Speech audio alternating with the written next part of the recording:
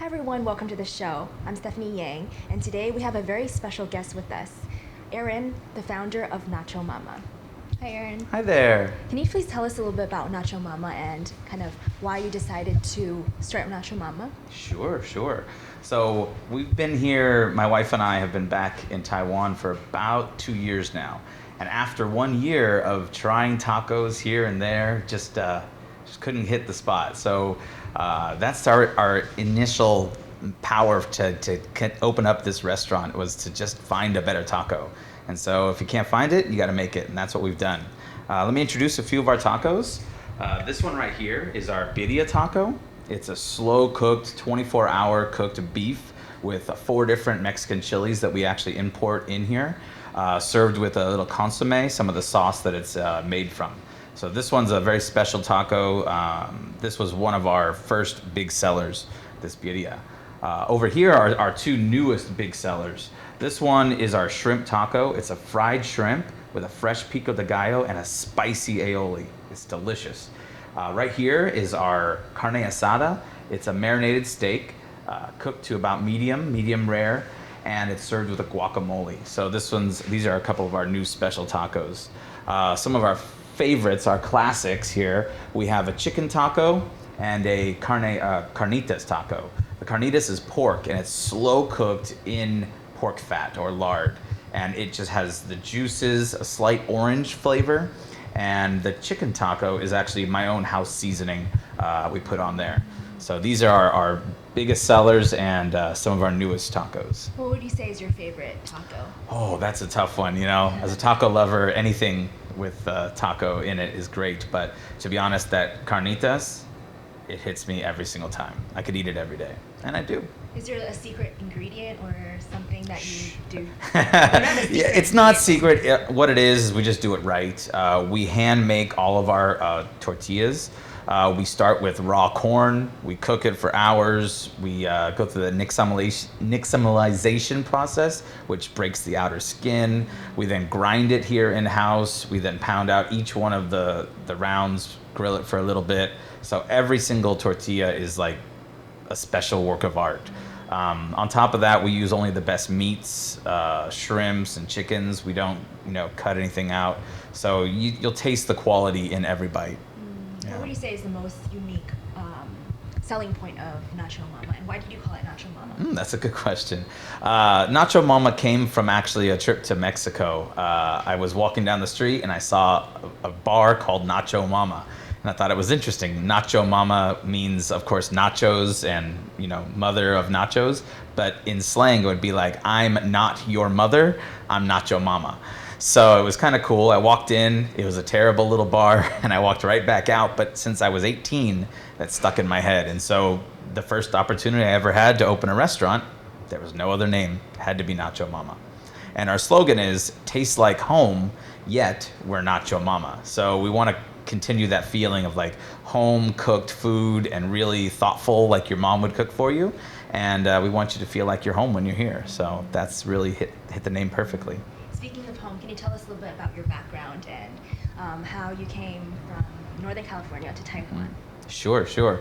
Yeah, life started off in California, as you mentioned, and in Northern California we have less trendy food, but more kind of homegrown kind of food. So we have a lot of mom and pop shops, taco restaurants, and that's where I got kind of the love and flavor of this. In fact, most of my family spent time in Mexico. Even though we're not Hispanic, we still have a lot of heritage in and out of Mexico and in southern part of America. So after graduating, the financial crisis hit in 2009, and I graduated with an international business and marketing degree, and that brought me out to Asia. I actually spent about 15 years in China. I worked everything from education, from young learners all the way to adults and CEOs of companies. I also did real estate development with America and Chinese investors. And I even did structural steel for a little while, in and out of steel factories, going from Australia and Shanghai. So kind of was doing everything I could to use the best of my skills. And once COVID hit, my wife and I, who's from Taiwan, my wife and I moved here. And this this really has nothing to do with what I've been doing for the last 20 years, but I did start off my history of work in a restaurant. So I always had a good idea of what a restaurant should be and how it should be run, and I just happened to be a pretty good cook as well. What was your biggest inspiration for all your food? That's great. Like I said, growing up in California, and my grandparents moved to Arizona, which has a very great cultural Mexican food heritage. I have so many great memories of being with my family and my friends who are Hispanic, and having their aunts cook for me. It really broadened my palate and gave me the ability to cook like I do now. Is I just kind of go off of my taste, and that's where it really came from. But of course, as we all did during COVID, we watched food films, food YouTube, and food everything, because we were stuck at home. So I watched a lot of food YouTubers, and I take their recipes and kind of make them my own. And so I was able to get detailed recipes while I also had my palate from being young in America. Right. Can you tell us a little bit about the process of building Nacho Mama? I know it wasn't a very easy process, but you mentioned earlier when we were chatting that it took you about 3 months from the idea to actually opening up the store. Yeah, that's about it. So we spent once from the time we decided to do this thing. We took about a month to find the location. We thought we were going to need to be here. We thought we could be there, and then we saw this spot and we said this is the one. So that took us a whole month. And after that, we had to actually build the restaurant. This place was not a restaurant. There was no kitchen. It was a garage before, and they had renovated it into a tea shop. So it still had some, things going for it, but really everything, every chair, every brick, every sign, every wall painted, everything was done by my wife and I's hand. So we did pretty quick, actually. 2 months is a pretty good turnaround. When you come here, you won't think that it was done quickly. It was done very well. So it took us only 3 months from conception to opening. And the food just kind of came out. It had to, because we were open. And so we tried a couple different varieties of things, and we really have been expanding our menu over the last year we've been open. And we've only been open about 10, 11 months now. So it's really still in its infancy, but we're hoping to really get a good push out of the first year. What were some interesting stories that happened during this 1 year? As you said, you were building it up and spending hours at night prepping for the food. Yeah, before we were able to get any employees to follow the process, we'd be here till 2 o'clock, 3 o'clock in the morning. And even during the construction process and the renovation, we'd put in very long hours, and we'd have to warn the neighbors we might be drilling a little bit later than normal tonight. So everyone's been really helpful, but putting in the hours is one thing, but also the response I've gotten from the customers has been absolutely amazing. I can only give what I feel is the right flavor or the right food on the menu. But when we get people from Argentina, from Chile, from Mexico, of course, and from Los Angeles or really, heavily inspired, Hispanic-inspired areas, they come in here and they go, wow, it really tastes like home. And I said, did you see the sign?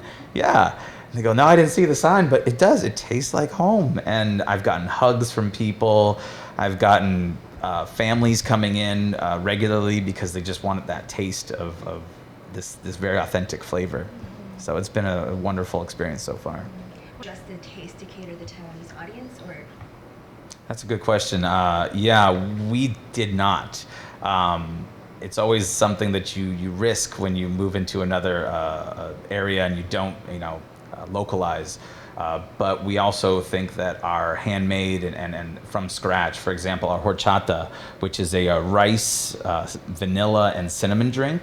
I've had it many times here in Taiwan. I've never had it made from scratch here in Taiwan. And so that's something we do differently.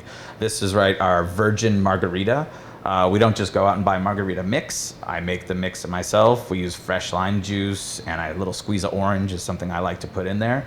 So that's kind of what makes us a little special, is that we really care about each and every process to the point where we're willing to put in the effort. And again, we wouldn't open this restaurant if we didn't do it this way. If we were just going to halfway do it, it wasn't worth opening. So this restaurant is really a representation of my wife and I. What are some of your thoughts about starting a business in Taiwan, and would you recommend other people to also start a business in Taiwan? Were Absolutely. there any difficulties, or was it a smooth sailing? Oh yeah, it was actually pretty smooth sailing because my wife did most of the work with the government and registering and everything. But to be honest, looking at other countries like America, I don't think we would have been able to open it on the budget that we had. There would have been so many more costs in different ways that it would have been very difficult to open even this smaller style restaurant for the budget. But we put in the work, and we are still working on it. We're still always trying to improve, and just doing all the taxes and things. My wife is really her learning curve is amazing. She's taken off. So yeah, I would definitely suggest it. What are your future goals for a Nacho Mama, and where do you see itself going in the next few years? Yeah, that's a great question. Well, I'd love to get a little more hands off so I can spend more time on developing the company. My wife is amazing at design, and she's able to really see things that other people can't see. So we want to expand the name, expand the brand. We'd love to open up a larger kitchen. I don't know if you come here, you'll see our kitchen's quite small. We'd love to open up a larger kitchen. Could you also share with our audience your social media that we would like? Could they add you on social media? Sure. NachoMama.tw. NachoMama.tw. Insert it here. NachoMama.tw. That's right. That's it. We have Instagram and Facebook. And of course, we'd love to see you here at our location. Yes. Thank you. Thank you so much for your time, Aaron. It was lovely to talk to you. So much. And also share the food. Oh, yeah. We'll be eating soon. Yes. Thank you. Bye.